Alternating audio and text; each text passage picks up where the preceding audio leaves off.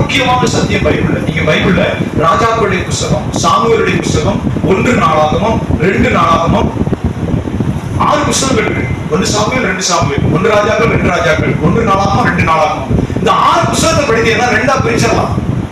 இந்த 6 புஸ்தகத்தை தொடர்ந்து பைபிளை படித்தீங்கன்னா 2ஆ பிரிக்கலாம். அதுல ஒரு வார்த்தை வரும், அவன் கர்த்தருடைய பார்வைக்கு நலமானதை செய்தான். சொல்லுங்க.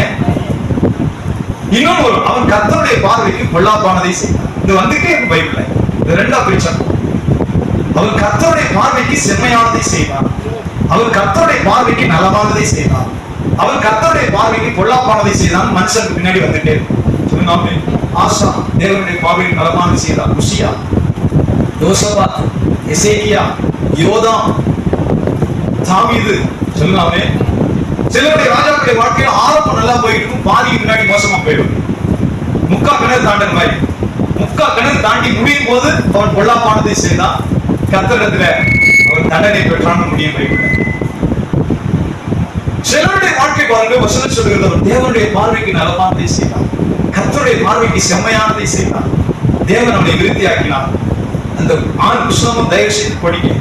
தேவன் அவனுக்கு அனுகூலம் செய்வார், தேவன் அவனுக்கு அனுசாரியாய் இருக்கிறார், தேவன் அவனை போன இடத்துல எல்லாம் காப்பாற்றினார், அவன் வரவர விருத்தி அடைந்து மகா பெரியவனானான். சொல்லுங்க. தேவன் அவனுக்கு எதிராய் நின்றார், தேவன் அவனை குறுக பண்ணினார், தேவன் அவனை அடித்தார். இப்படி வைக்கிறது.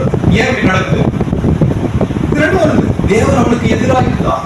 அவன் அங்க போய் விழும்படி ஆகாபை குறித்து வாசிக்கிறான். ஆகாப் இந்த இடத்துல சாகுபடி நம்ம எல்லாம் யோசனை பண்ணுவோம். யார் யோசனை சொல்றதுன்னு கேட்கிறார். பரலோகத்துல நடக்குது. ஆகாபுடைய நேரம் வந்துருச்சு. அவன் போய் ராமோத்துல விழுகணும். ஏன் ராமோத்துல சாகணும்?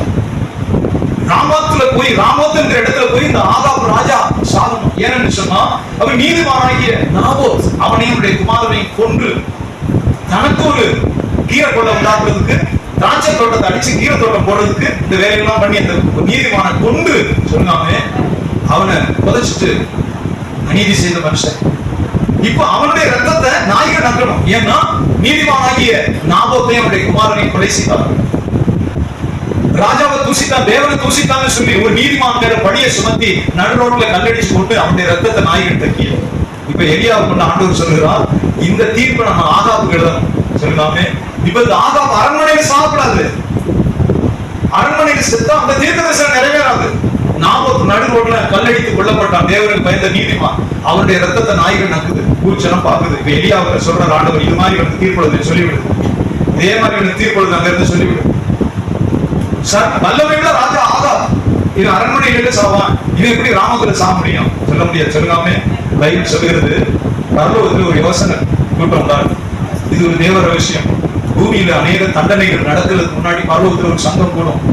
பூமியில ஆட்டோ சங்கம் இருக்கு, நாரி சங்கம், கிளீனர் சங்கம் இல்லையா? பைபிள்ல சொல்லப்பட்டிருக்கு.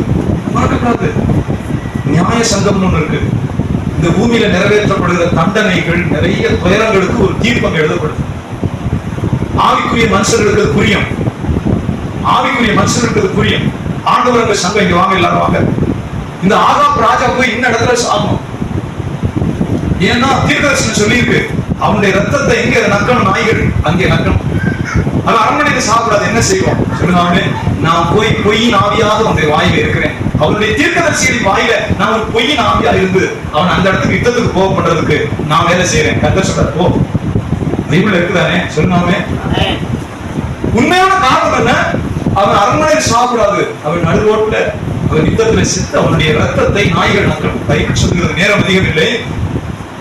ஆச்சரியமான சம்பவம். யாரோ ஒருத்தன் எக்கு தப்பா அம்பு விடுறான். இத்தனைக்கும் ஆகாப் வேஷம் மாறுறான். சொல்லுங்க. யோசபாத்த ராஜா வேஷம் போட்டு ரதத்துல நிறுத்திட்டு இவன் சும்மா தெரியுறான். சொல்லுவாங்க, சும்மா அங்கிட்டு தெரியுறான். ஆனா சிங்காசனத்துல இருக்கிறவன் யோசபாத், அவனை தான் ராஜான்னு ஏதாவது நெருக்கிட்டு வரான். சொல்லுங்க. வசனம் சொல்லுவான், கூக்கூர் எழுதுறான், நான் ராஜா இருப்பான், நான் சும்மா பொம்மை. இஸ்ரவேல் ராஜா நான் இல்லைன்னு சொன்ன உடனே அவனை விட்டுறான்.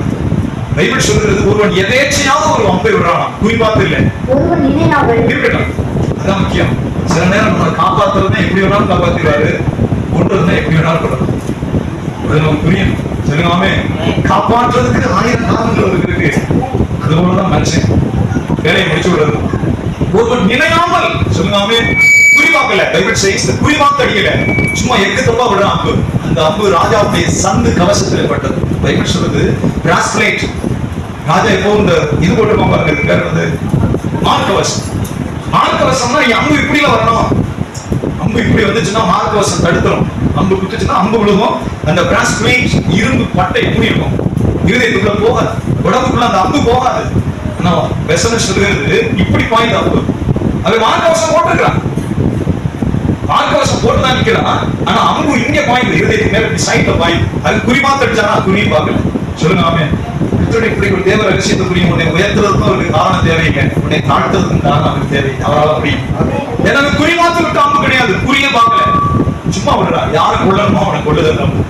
இப்படி வந்து குத்துனா சாப்பிட்டான், இப்படி குத்துது உள்ள போயிடுச்சு இதயத்துக்குள்ள. சொல்றேன், எனக்கு காயப்பட்டுச்சு, வெளியே கொண்டு போ, ராணுவத்தை விட்டு அங்கே தூக்கி போ, தனியா செப்பரேட்டா கொண்டு போ. சொல்லுவாங்க சாயங்காலம் வரைக்கும் அந்த ரதத்துல இருந்து சாயங்காலத்துல செத்து போகணும். இப்ப அந்த குளத்துக்கு கொண்டு வர்றாங்க ரதத்தோட. சொல்லுவாங்க இப்ப அந்த ரதத்தை கழுவுறாங்க, தண்ணி எடுத்து அப்படியே அவருடைய ரத்தம் வலிஞ்சு கீழே ஓடுது. வேதம் சொல்லுகிறது எலியாவை கொண்டு சொன்ன மாதிரியே நாய்கள் ஓடி இருந்து ரத்தத்தை ராஜாக்களுடைய கல்லறையை கொண்டே வைக்கலாம். ஆனா அவங்க வசனம் சொல்லுது இவருடைய ரத்தத்தை நாய்கள் நடுவாப்ப நக்கும். இந்த தீர்மானம் சொல்லிட்டேன், எப்படி இவனை எக்ஸ்கியூட் பண்றது? சொல்லுவாங்க இதை எப்படி நிறைவேற்றுறது? சத்தமா சொல்லுங்க அல்லேலூயா. இந்த வேத பகுதியை கவனித்து பாருங்க. நம்மளை தாழ்த்துறதுக்கும் உயர்த்துறதுக்கும் அவருக்கு கஷ்டம் இல்லை. தயவு செய்து புரிந்து கொள்ளுங்க. ஆண்டவருடைய ஜனம் உன்னை தாழ்த்துறதுக்கும் உயர்த்துறதுக்கும் அவருக்கு சிரமமே கிடையாது.